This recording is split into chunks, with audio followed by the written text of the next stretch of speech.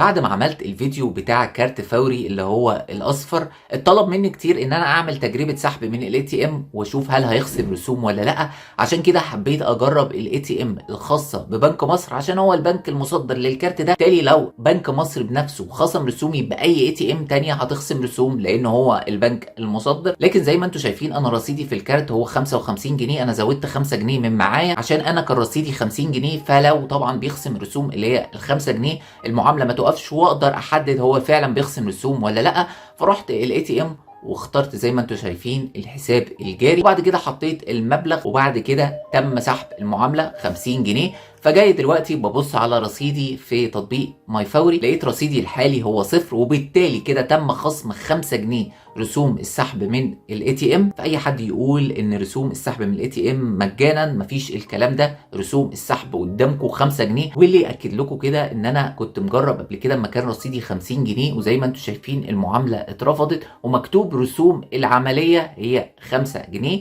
فبالتالي كده لو اي حد عايز يسحب من الاي تي ام ما تسحبش الا للضروره القصوى، او ما تسحبش الا لو مبلغ كبير. يعني لو عايز تشحن الكارت بتاع ماي فوري اشحنه عشان تشحن الفواتير بتاعتك، مش عشان تحوش في الكارت ده، لان ده مش كارت تحويش، ده كارت استخدام لفواتير او لخدمات محليه. وكمان الكارت ده مش هتقدر تشحن بيه جوجل بلاي ولا باي بال ولا سكريل ولا وايز، ده كارت محلي من نوع ميزه احنا بنستخدمه عشان نبعد عن الكارت البنكي بتاعنا. اتمنى بكده ان انا اكون وصلت لكم المعلومه بشكل كامل. شكرا جدا يا جماعه لحسن استماعكم، والسلام عليكم ورحمه الله وبركاته.